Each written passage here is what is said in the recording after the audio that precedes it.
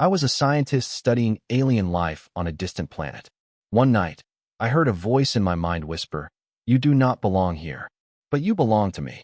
My blood ran cold as a shadowed figure emerged from the mist, his eyes glowing with a strange, otherworldly light.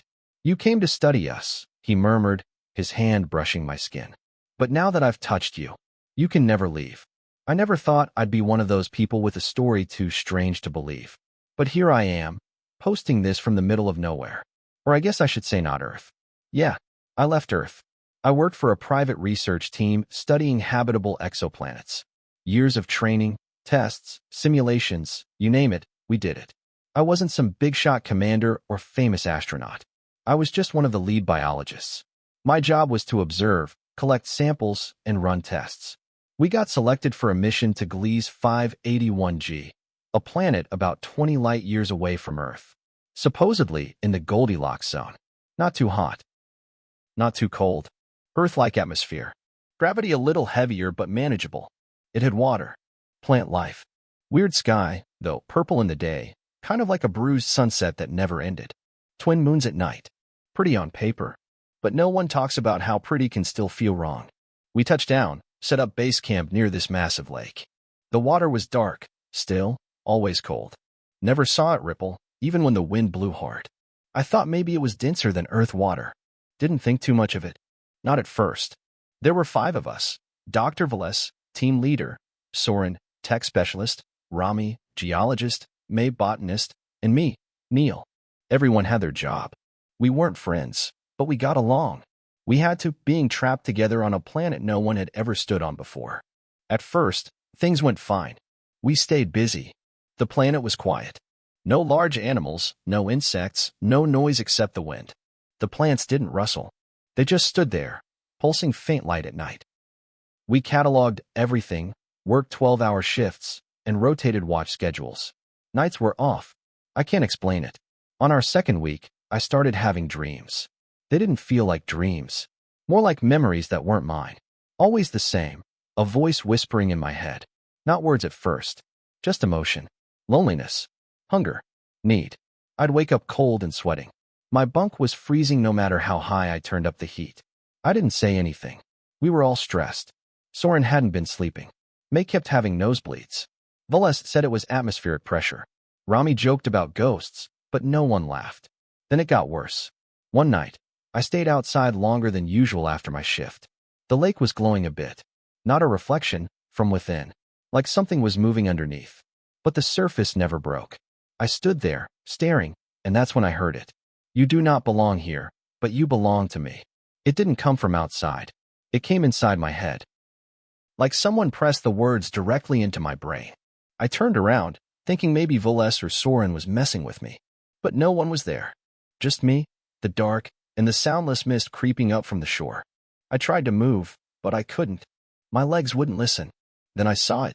A figure. Tall. Shadowed. Not fully solid.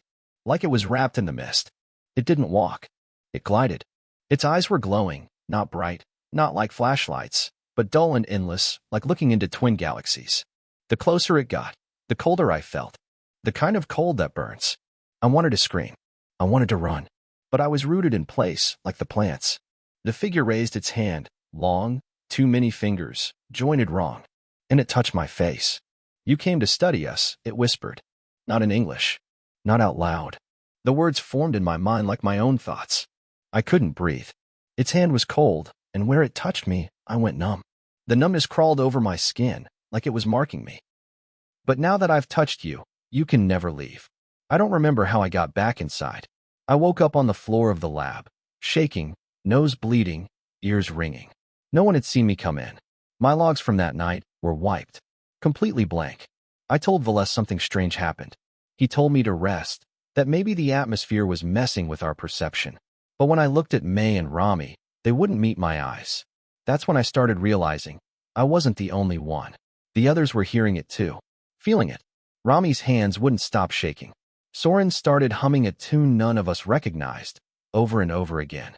May said she kept dreaming of being underwater, unable to breathe, something holding her down. We tried to send a distress signal. The transmitter failed. Not just failed, fried from the inside. Like something inside it didn't want us to contact Earth. I started seeing the figure more often, in the corner of my eye, reflected in glass.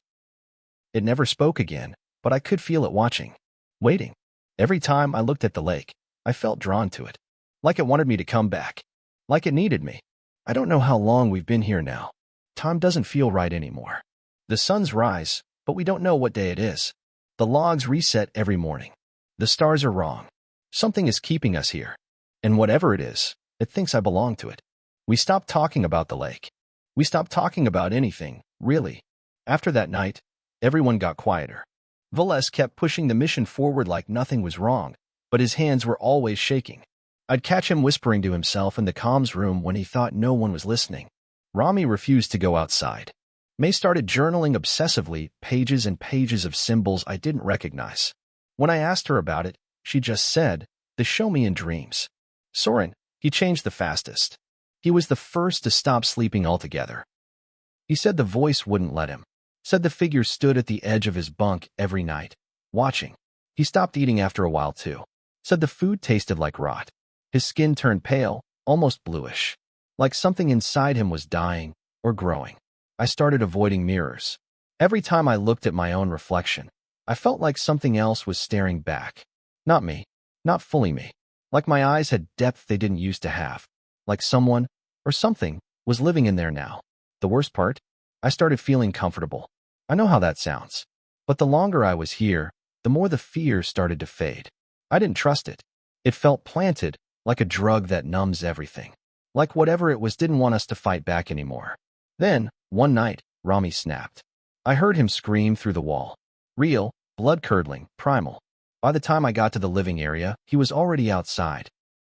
Barefoot, barely dressed, sprinting toward the lake like something was dragging him by his bones. Voles tried to stop him, but Rami hit him in the face with a wrench and kept running. We chased him. We had to.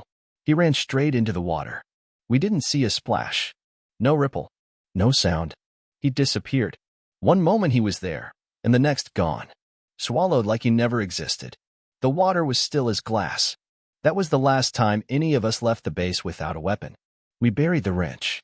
That night, I couldn't sleep. The voice came back, closer this time.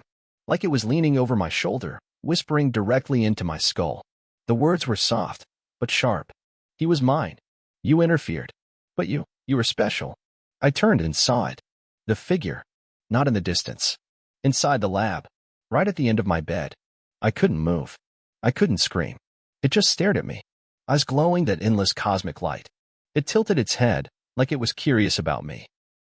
Like I was the one being studied now. It stepped forward, and the lights in the room flickered, then died. And in the pitch dark, I felt its fingers trace my chest. Cold. Heavy. And then pain. Deep, blooming pain in the center of my chest, like something was being carved into me. I passed out. When I woke up, my shirt was soaked in blood. May and Soren were hovering over me, their faces pale, terrified. Voles was yelling into a dead transmitter again. My chest was scarred. A symbol. Not random. Not human. It looked just like the ones May had been drawing. I asked her what it meant. She didn't answer. Later that day, I found her journal torn apart and burned in the incinerator. She denied it, but I knew it was her. She was hiding something, maybe protecting me. Or maybe protecting herself. Here's where it gets worse. Soren disappeared next. We checked every room, every vent, every inch of the base. He was gone. No tracks, no blood, no trace. Just his clothes, folded neatly on his bunk. His boots were missing, like he'd walked into the lake himself. Voles finally cracked. He locked himself in the comms room and refused to come out. I heard him screaming into the mic like it still worked. Begging Earth for help. Begging anyone to answer. When I tried to open the door, he pulled a gun on me. Told me the planet was alive. Told me it wanted us to replace something. Someone. He was shaking, crying, half delirious. We were never supposed to land here, he said. It's not a planet, it's a prison. We're the new inmates. Later that night, the base lost power. All systems dead. Backup batteries drained like someone had sucked them dry. The heat dropped fast. We wrapped ourselves in thermal blankets and tried not to freeze. But I knew. I knew that whatever was out there was closer now. The cold wasn't just from outside. It was coming from within. The base wasn't safe anymore. And then the biggest twist, I found Voles's personal log. hidden in the storage module, behind a panel. He'd been in contact with someone, or something, since before we landed. Secret transmissions. Hidden messages embedded in our data streams. Something told him to bring us here. He didn't discover Glee's 581G. He was sent to it. I don't know who, or what, he was working with. The logs were fragmented, half-corrupted. But one phrase kept repeating in the static. One must remain. One must remember. So now it's just me and May. And we're not talking anymore. She's been staring at the lake for hours. Not moving. Not blinking. Just watching. And I'm sitting here, typing this. I don't even know if this log will ever reach anyone. But I need someone to know. I need someone to remember what happened here. Because I'm starting to hear the voice again. Clearer than ever. And this time, it sounds like me. May's eyes had changed. That's what I noticed next. At first, I thought it was just exhaustion. We were all falling apart by then. But one morning, after another long night of whispers and shadows pacing just outside the walls, I saw her in the mirror we shared. She didn't blink, didn't move. She just stood there behind me, silent. Her reflection didn't match what was in the room. In the mirror, she was smiling. But in real life, she wasn't. I turned around fast. The real May was just staring at me, blank and quiet, like she hadn't seen anything strange. I asked her if she was okay. She didn't answer, just walked away, slow and stiff, like her bones didn't fit right anymore.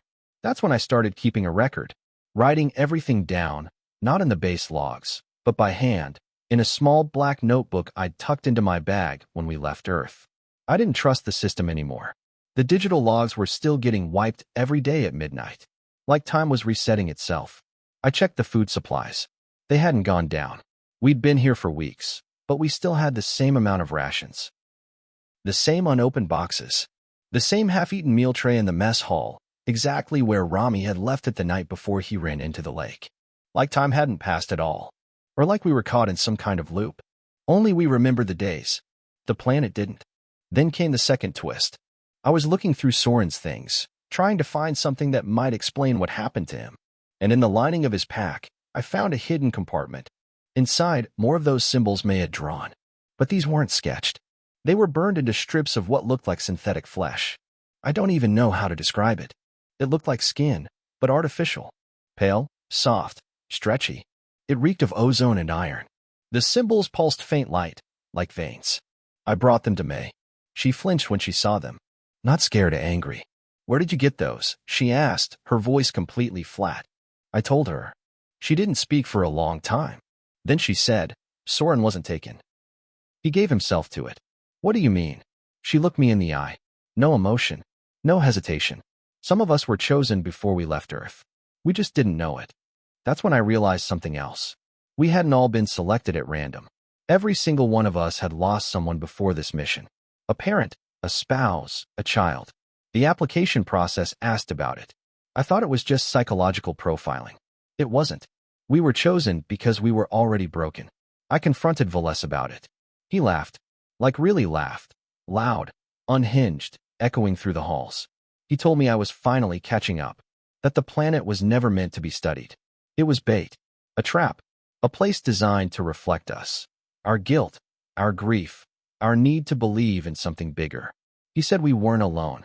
Not just on the planet. Inside ourselves. He said the figure in the mist? That wasn't a creature. That was the planet itself. It used our minds. It wore our thoughts like masks. It showed itself to us in ways we'd understand. And once it touched you, it could remake you. Veles lifted his shirt. His chest looked like mine. Scarred. Marked. Not just once, but covered in rows of symbols, some still healing, others fresh and bleeding. He said they came back every night. Even when he cut them off. Even when he tried to burn them away. He wasn't in control anymore. I'm part of it now, he whispered. And soon, you will be too. I locked him in the storage bay. I didn't know what else to do. May disappeared the next morning. Her bed was made. Her clothes were gone. But no tracks. No signs of a fight. Just a single strip of paper on her pillow. More symbols. But this time, beneath them, a phrase in English. You're the last one. Now I'm alone. Or at least, I thought I was. Until I heard the voice again. Different this time. It didn't come in whispers. It came in my own voice. You've been here before, Neil. I froze. My blood turned ice. Because I remembered. Just a flicker, a flash, a moment. But it was real. Standing at the lake's edge, reaching out to touch the water. Not the first time, not even the 10th. A cycle, one I'd forgotten, over and over again. And then I realized the worst twist of all. There never was a mission. There never was a return plan. This wasn't the first time I'd landed on Glee's 581G. It was just the first time I remembered. I stopped keeping track of time. The sunrises didn't matter anymore. Neither did the logs, the food, the clocks. None of it mattered. I was alone, but I didn't feel lonely anymore. I felt watched. The symbols on my chest had stopped bleeding. They glowed faintly in the dark. I tried to scrub them off. Nothing worked. They weren't written on me. They were part of me now, like veins. I stopped hearing the voice, because now I could feel it inside my own thoughts. It didn't need to speak. I understood it. I started drawing things in the dirt outside. The same spirals and markings from before. My hands moved without thinking. That's when I saw the light. Bright. Blinding. A ship. It was real. A new crew. I ran toward it, stumbling through the mist like a madman. My voice cracked when I tried to shout. My lungs barely worked. But they saw me. 3 of them stepped out, cautious, suits on, weapons drawn. I must have looked like a ghost. They brought me inside, ran tests, asked questions. What happened? Where's the crew? Why was I alone? I didn't answer. I didn't want them to know, because the truth was too twisted. So instead, I let them take me back. The ship launched.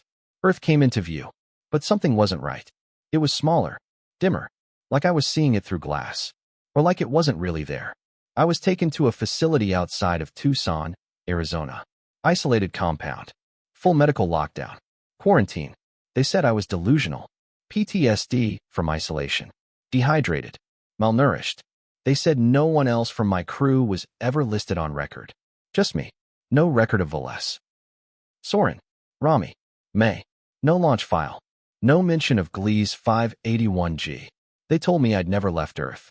That I'd been missing for 2 months, found wandering in the Mojave Desert. They showed me satellite images, news articles, police reports. They said I had amnesia, that I'd hallucinated the whole thing. But I knew. I knew what I saw. I kept trying to tell them. But every time I spoke, they gave me more meds. Calming agents. Monitors. At one point, a nurse leaned in and whispered, "You're not supposed to remember."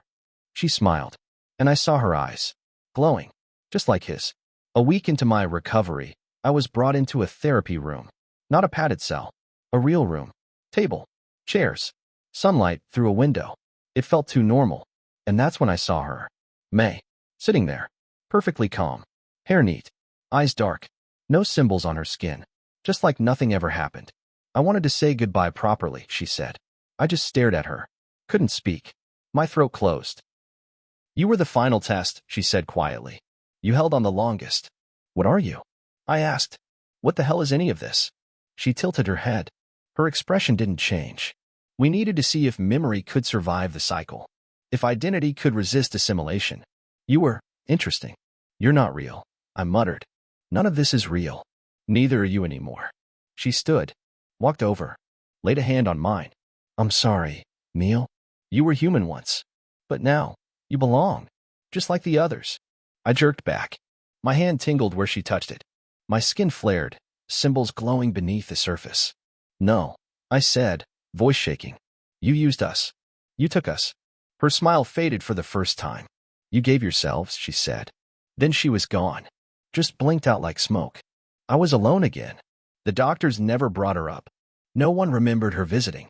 I tried to tell the staff, but they looked at me with pity. Or fear. Or both. They gave me art supplies to channel my thoughts. I painted the lake. I painted the moons. I painted the figure. Over and over. Dozens of canvases. Eventually, they let me out. Said I was stable. Functional. Could go back to my life. But there was no life. There was only the memory. The truth I couldn't shake. The pull in my chest, where the symbols still pulsed beneath my skin. They're always with me now. Some nights, I dream of the lake again. But I'm not scared anymore. Because in the dream, I'm already home. There's peace in the water. Silence. Purpose. They said I survived. But they were wrong. I didn't survive the planet. I became part of it. And now? I wait. Because one day, someone else will hear the voice. and I'll be the one whispering. You don't belong here, but you belong to me.